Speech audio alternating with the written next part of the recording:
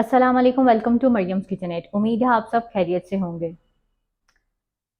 आप देख के हैरान हो गए होंगे कि आज हमारे किचन में कुछ कुकिंग के इंग्रेडिएंट्स नहीं है, लेकिन कुछ टूल्स हैं। तो ये टूल्स मैंने इसलिए रखे हैं कि मैंने सोचा कि केक्स बनाने से पहले, कुछ भी ऐसा स्टार्ट करने से पहले बेकिंग का, मैं आपको बेसिक टूल्स की जो बेकिंग के हैं उनकी थोड़ी सी इंफॉर्मेशन दे दूँ। जब हम कोई बेकिंग का बिजनेस स्टार्ट करते हैं या घर में पहले बेकिंग स्टार्ट करते हैं, उसके लिए कुछ चीज़ें होना हमारे पास बहुत ज़रूरी है, क्योंकि बेकिंग कभी भी मेजरमेंट्स के बगैर अच्छे से नहीं हो सकती।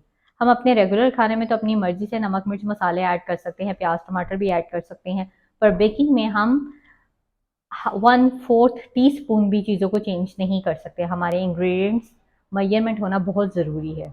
कुछ चीज़ें यहाँ पे मैंने रखी हैं जो हमारे स्पॉन्ज बनाने के लिए बहुत ज़रूरी हैं, और कुछ चीज़ें हमारे केक को डेकोरेट करने के लिए बहुत ज़रूरी हैं।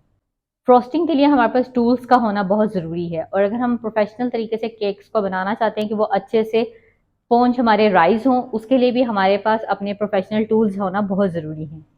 सबसे पहले मोस्ट इंपॉर्टेंट थिंग बेकिंग में होते हैं ये मेजरिंग कप्स। ये 1 कप होता है, हाफ कप होता है, 1/4 कप होता है, और कभी कभी 1/3 कप भी होता है। ये मेजरिंग कप्स हमारी बेकिंग में बहुत ही इंपॉर्टेंट है। इसके बगैर आप बिल्कुल भी बेकिंग नहीं कर सकते। अगर आप बेकिंग करना चाहते हैं तो आपको इसके लिए थोड़ी सी इन्वेस्टमेंट पहले करनी पड़ेगी। ये चीज़ें बिल्कुल भी महंगी नहीं है, बहुत रीजनेबल भी आपको इजीली मार्केट से अब तो मिल जाती हैं, तो आप इजीली इनको बाय कर सकते हैं। ड्राई इंग्रेडिएंट्स को हम इसमें बिल्कुल लेवल करके ही मेजर करेंगे। हम कभी भी इसको ऊंचा या नीचा नहीं रखेंगे। हमेशा हमारे फ्लावर, शुगर या ऑयल इसको इक्वल होना चाहिए। एक और मोस्ट इम्पॉर्टेंट, मेजरिंग स्पून्स। ये होते हैं 1 table spoon, half table spoon, 1 teaspoon, half tea spoon और क्वार्टर टीस्पून। ये आपको मार्केट से इजीली अवेलेबल हो जाएंगे। ऑनलाइन भी बहुत अब तो बेकिंग के टूल्स इजीली आपको मिल जाते हैं। स्पून हमारे सॉल्ट, जब हम केक्स में ऐड करते हैं, baking powder, baking soda add करते हैं, विनेगर 1 टेबल स्पून जब ऐड करते हैं उसके लिए बहुत इंपॉर्टेंट होते हैं। चिला, इसके बगैर तो केक बन सकता है, लेकिन मेरे मुताबिक इसके बगैर हमें केक बनाना नहीं चाहिए, क्योंकि जब भी हम केक को बाउल से अपने पैन में ट्रांसफर करते हैं, उस तो हमारा बहुत ज़्यादा केक जो होता है वो वेस्ट हो जाता है। अगर हम ये स्पैचुला यूज़ ना करें तो वो जो मटेरियल होता है अक्सर ये बाउल के साथ रह जाता है। ये स्पैचुला बहुत बेस्ट है, इससे आपका थोड़ा सा भी केक का मटेरियल वेस्ट नहीं होगा। ये बहुत अच्छे से केक को मिक्स करता है। विक्स से यूजुअली हम एग बीट भी कर सकते हैं, लेकिन अगर आप प्रोफेशनल तरीके से केक बना रहे हैं तो मैं आपको कहूँगी कि आप इसके लिए बीटर यूज़ करें।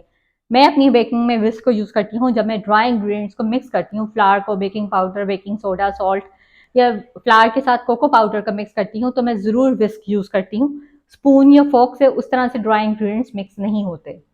मोस्ट इम्पॉर्टेंट थिंग जो हमारी बेकिंग को बहुत ही ईजी बना देता है, हमारा इलेक्ट्रिक बीटर।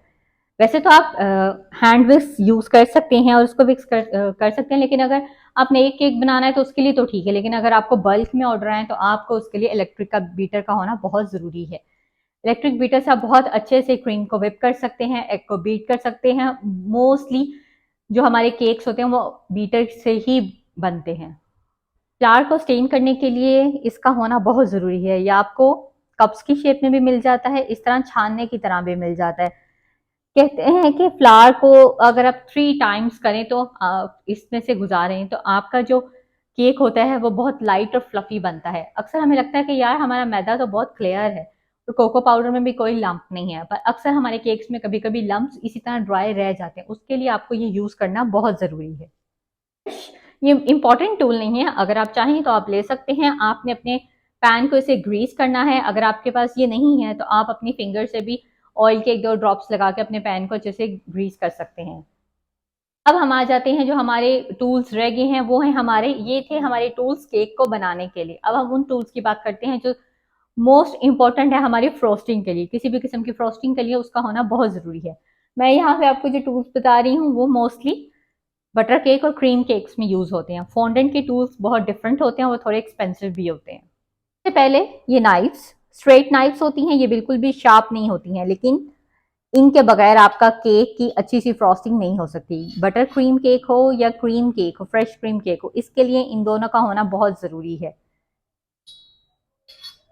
आपको एक नाइफ स्ट्रेट तो बाय करनी पड़ेगी अगर आप फ्रॉस्टिंग वाले केक्स बनाना चाहते हैं, तो इससे बहुत अच्छी नीट लुक आती है। केक को नीट लुक देने के लिए ये टूल बहुत ही इम्पॉर्टेंट है। नाइफ से हम घर में अपना नॉर्मली अच्छा सा केक बना सकते हैं, पर अगर आप अपने केक को बिल्कुल ही प्रोफेशनल लुक देना चाहते हैं तो आप यूट्यूब पे भी देख सकते हैं कि जो बहुत ज़्यादा प्रोफेशनल है वो इस टूल को यूज़ करते हैं, और इसको एक बार ही हम जब टर्न टेबल पे केक को राउंड करते हैं तो इससे बहुत ही अच्छी और बहुत ही फाइन लुक आती है। और ये शार्प होता है, इसमें प्लास्टिक के भी होते हैं पर जो ये स्टील के होते हैं ये बहुत ही नीट लुक देते हैं, पर ये शार्प होता है, बच्चों को इससे दूर ही रखिएगा। स्लाइसर, अगर आप बिगनर हैं और आप केक को इक्वली कट नहीं कर सकते हैं, ना ही आप थ्रेड से कर सकते हैं, ना ही आप नाइफ से कर सकते हैं, तो उसके लिए जो केक स्लाइसर होता है ये बहुत ही इजी रहता है। आप आराम से स्लैब पे बटर पेपर के ऊपर अपना केक रख के और ये स्लाइसर को यूज कर सकते हैं, और यहाँ पे इसकी मेजरमेंट्स भी होती हैं, आपने कौन से नंबर पे रखना है और कितना थिक और थिन केक चाहिए, और दोनों साइड्स पे आप इक्वली करके अपने केक को इक्वली कट कर सकते हैं।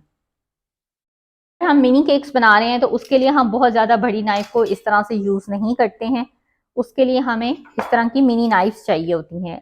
ये स्ट्रेट नाइफ है और ये कर्व है और ये बिल्कुल ही एरो की तरह शेप है। ये 3 का ही मोस्टली सेट मिलता है, इजीली अवेलेबल होती हैं। इनको हम मोस्टली मिनी केक्स के लिए यूज़ करते हैं, कप केक्स के लिए यूज़ करते हैं, या तो हम जब विप क्रीम के, फ्रेश क्रीम के, बटर क्रीम के जब हम केक्स बनाते हैं तो उसमें जो भी फ्लोरल डिजाइन हम बनाते हैं वो इन नाइफ्स की मदद से बनाते हैं।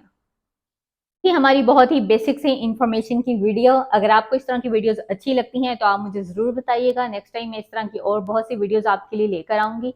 केक्स और बेकिंग को स्टार्ट करने से पहले मेरी कोशिश है कि मैं आपको इसकी स्टार्ट से इसकी जो बेसिक इन्फॉर्मेशन है वो आपको ज़रूर दूँ, ताकि आप बिगनर्स हैं और आप अपना बेकिंग का बिजनेस स्टार्ट करना चाहते हैं तो जो हर्डल्स हमें हमारे टाइम में आई थी वो ना आए। अगर आपको ये वीडियो अच्छी लगी तो ज़रूर शेयर, चैनल को लाइक, शेयर और सब्सक्राइब कीजिएगा। अपना और अपना प्यारों का ख्याल रखिएगा। मिलते हैं मज़ीद बहुत अच्छी अच्छी रेसिपीज़ के साथ। तब तक के लिए अल्लाह हाफ़िज़।